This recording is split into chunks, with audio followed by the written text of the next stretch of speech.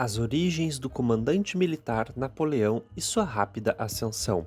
Uma visão através do prisma de seu relacionamento e muitas vezes volátil com sua esposa e verdadeiro amor, Josephine. A direção é do Ridley Scott e ele dirigiu clássicos do terror como Alien, o Oitavo Passageiro, um grande filme de ficção científica e também de terror. Ele dirigiu Gladiador, um grande épico que ganhou o Oscar de melhor filme, e o clássico Blade Runner, um marco da ficção científica e um dos melhores filmes de ficção científica e contemplativos e filosóficos de todos os tempos. É um excelente diretor.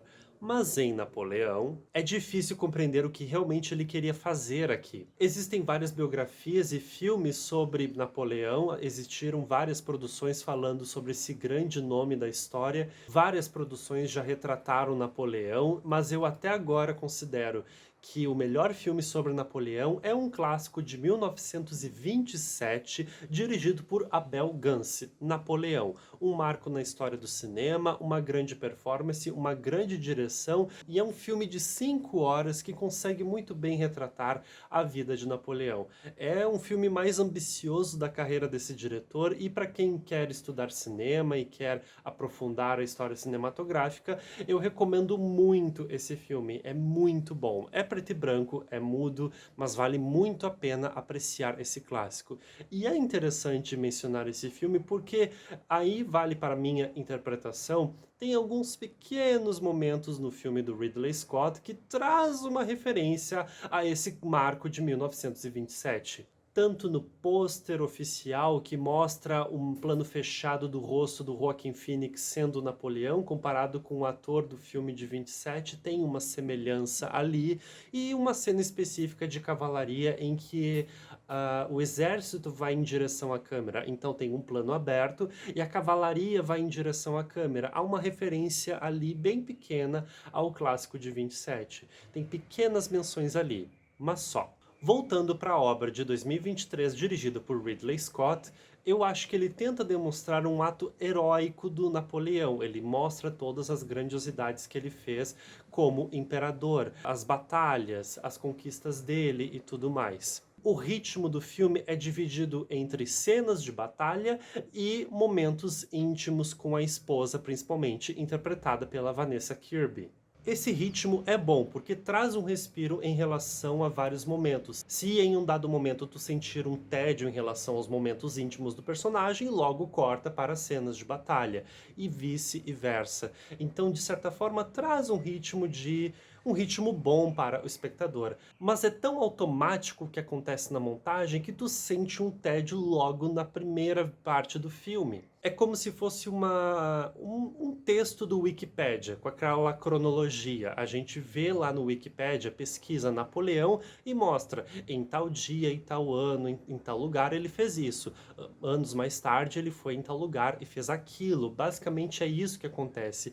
É muito tedioso. Não tem uma adrenalina em relação à biografia. E é um personagem fascinante. Estamos falando de Napoleão, um personagem grandioso. Existem tantas facetas dentro desse personagem, dentro desse grande nome da humanidade. Eu acho que é um dos grandes nomes quando se trata de história. E existem tantos momentos marcantes aqui que parece que ele tenta mostrar um pouco de cada coisa, mas ele resume para que o filme não seja tão longo. São quase 3 horas de filme. Isso que tem uma distribuição da Apple, e a versão original tem 4 horas de duração. É muita coisa que acontece.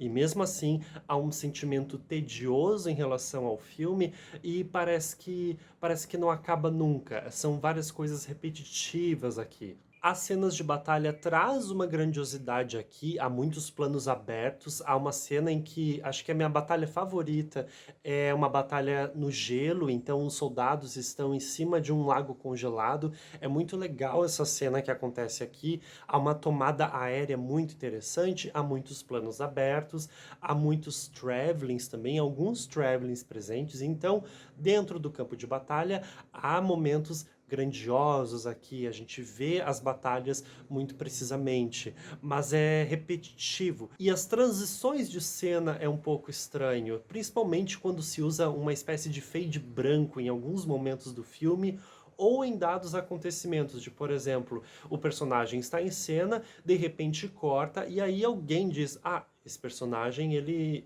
morreu. Há uns recursos de transição de cena que me estranharam bastante aqui.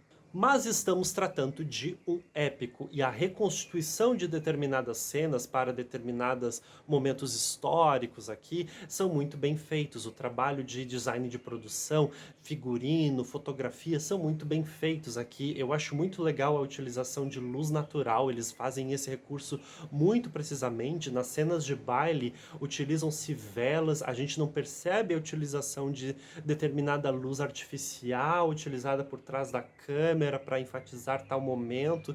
Não, eles realmente utilizam velas, ou cenas de lareira, então a iluminação é natural aqui e é muito presente, então há um detalhismo na fotografia, no design de produção, um detalhe técnico aqui muito preciso. O que eu mais gosto desse filme é a trilha sonora, é uma trilha sonora, vamos dizer, clássica, com muita utilização de orquestra, mas é muito preciso nos momentos certos elas aparecem. Há momentos de utilização de folk, em momentos mais contemplativos, a utilização de um coro, orquestra, até música a capela é utilizada aqui, então é muito versátil, é muito eclético a trilha sonora desse filme.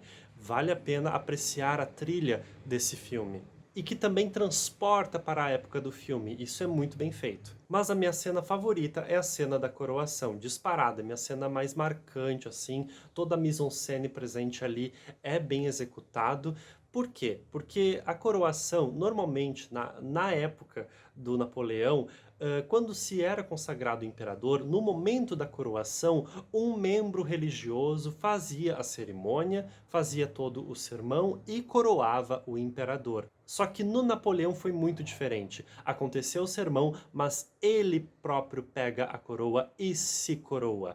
E esse ato foi muito destacado, foi um ato, vamos dizer, polêmico, que foi muito comentado. E logo depois da coroação, ele coroa a imperatriz, a Jaqueline, já vou falar sobre ela aqui.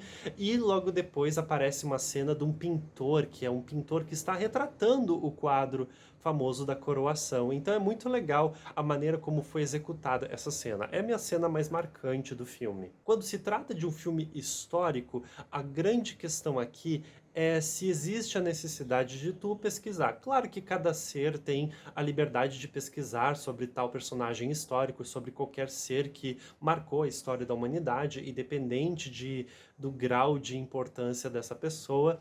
Mas eu fico me questionando, será que eu preciso estudar para ver esse filme? É um questionamento que eu tenho quando se trata de um filme histórico. E eu fico comparando esse filme com Assassino da Lua das Flores, do Martin Scorsese, que saiu recentemente, que eu considero o top 3 melhores filmes do ano. Esse filme, ele consegue muito bem, com a montagem, com a bela direção e elenco, dar uma aula sobre essa história que é pouco conhecida, mas é uma história registrada. Tu pode muito bem pesquisar e se fascinar por essa história. No caso de Napoleão, a gente precisa realmente ter uma bagagem histórica e compreender, afinal, o que aconteceu ali. Isso, para mim, acaba tirando um pouco e trazendo até um distanciamento da história. Mas aí, é claro, depende de cada um. Mas eu fico me questionando, é necessário eu pesquisar sobre esse personagem para assistir o filme? Vale o questionamento aí. O Joaquin Phoenix está extremamente fechado aqui. Nos momentos mais íntimos, ele consegue até exibir um pouco mais da personalidade do personagem, e quando tem a relação com a Vanessa Kirby, ele consegue exibir mais um outro lado do personagem. O filme não é psicológico, é um filme épico, heróico, então há uma distância ali do personagem, mas a gente precisa ver esse lado menos imperador e mais humano do personagem. E eu vejo que ele está muito fechado, muito na dele, muito introspectivo, a ponto de não conseguirmos nos conectar com o personagem. Há uma distância desse personagem com o espectador. E em alguns momentos eu percebi que ele está com pouca vontade aqui e um pouco tedioso e até assim automatizado em vários momentos.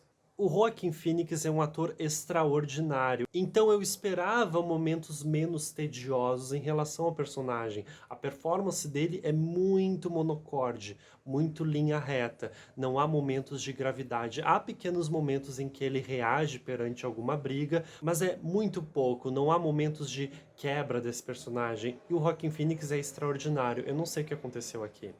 A Vanessa Kirby também é uma ótima atriz, ela tá bem no filme, mas eu esperava muito mais dela, visto que ela é uma ótima atriz. Então, eu queria ver esses momentos mais íntimos em relação ao Napoleão, esse momento em que ela quebra essa personagem, que mostra um pouco mais de intimidade. Quando os dois estão juntos, há até momentos de improviso aqui, eles parecem se conectar muito bem, há uma química legal, mas essa intimidade em relação aos dois é muito pouco explorada. Sendo Napoleão um dos grandes nomes da história da humanidade, um personagem histórico, um imperador histórico, vemos um filme tedioso, pouco criativo, monocromático e sem um pingo de criatividade. Eu esperava algo mais temperado aqui. O melhor filme do Napoleão continua sendo o do Abel Gance, de 1927. É isso.